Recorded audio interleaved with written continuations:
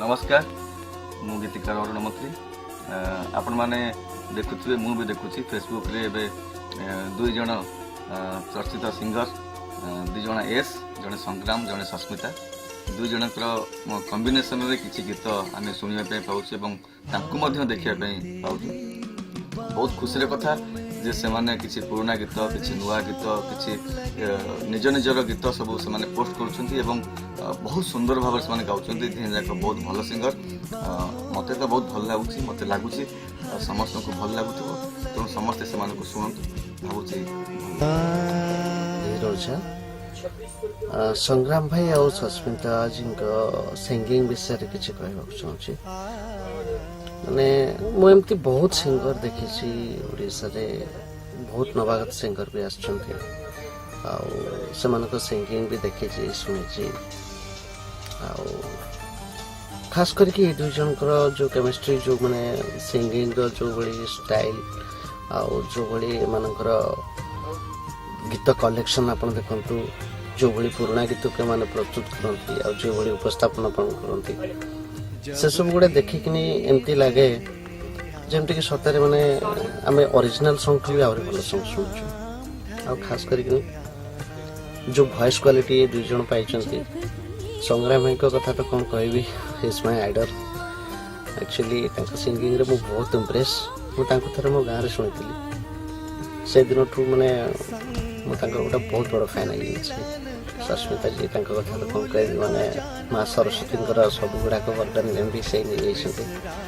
बहुत बढ़िया तांका सिंगिंग क्वालिटी। हेलो, संग्राम और सुस्मिता का आप दोनों का मैं बहुत बड़ा फ़ैन हूँ, इसलिए आपका जो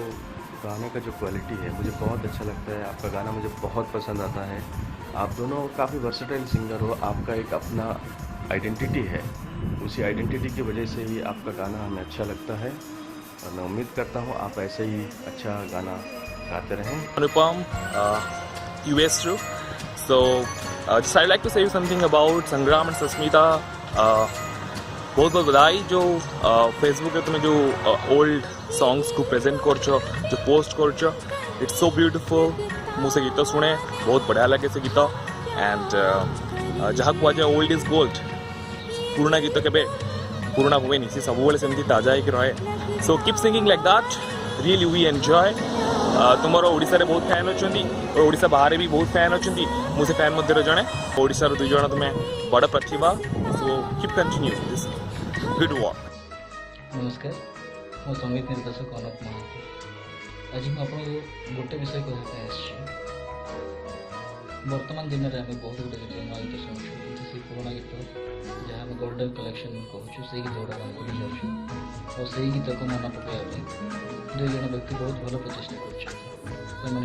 संग्राम महांती आउ सस्मिता विश्वाल से बहुत धन्यवाद दूसरी जेहेतु से पुराना गीत गुड़ा पुणी थे आम मन में गुणगुण करने से फेसबुक माध्यम बहुत भल चेष्टा कर धन्यवाद। आपणकर यूट्यूब चैनल माध्यम तथा फेसबुक रु केते गुड़िए गीत शुणी एत सुंदर है रियली ये प्रशंसा योग्य हिंदी गीतटी आप गाई सेटा हूँ शीशा हो या दिल हो एते हार्ट टच ताने आपन को देखिकी जी शुणिबे से तो भाव जे आप गाँव कि आप न देखिकी जी शुणव से केवे कल्पना करें यहाँ को सस्मिता मैडम गाई यहाँ गोटे रेकर्ड बाजुची लता मंगेशकर मु जड़े स्टाफ को यहाँ बजेकी देखिकी पचारि यहाँ किए गाई रेकर्डटा बाजुची ना आम जड़े कंठशिल्पी किए यहाँ डबिंग कर तेणु सी केवे कहीपर नहीं आम 2-3 जन भी कहीपर सो वेरी मच आप्रिशिएबल आप परफॉर्मेंस आशा करुँगी आपंकर यही परफॉर्मेंस आगू थाऊ आम मैंने भी शुणु था शुणी आनंद पाऊ मु गीत देखुँ फेसबुक माध्यम संग्राम सुस्मिता बहुत बढ़िया बढ़िया पुराना गीत को नहीं आपण पाखे से पहुँचाती माने स्पेशल कथा वन टेक रे गाँव बहुत बढ़िया लगुच जो कि आम सब जिते सिंगर गाँव सब कट थाए किसी कट नहीं पूरा वन टेक बहुत बढ़िया लगुच मुझे आशा कर निश्चित भल लगे आपण मैंने शुणु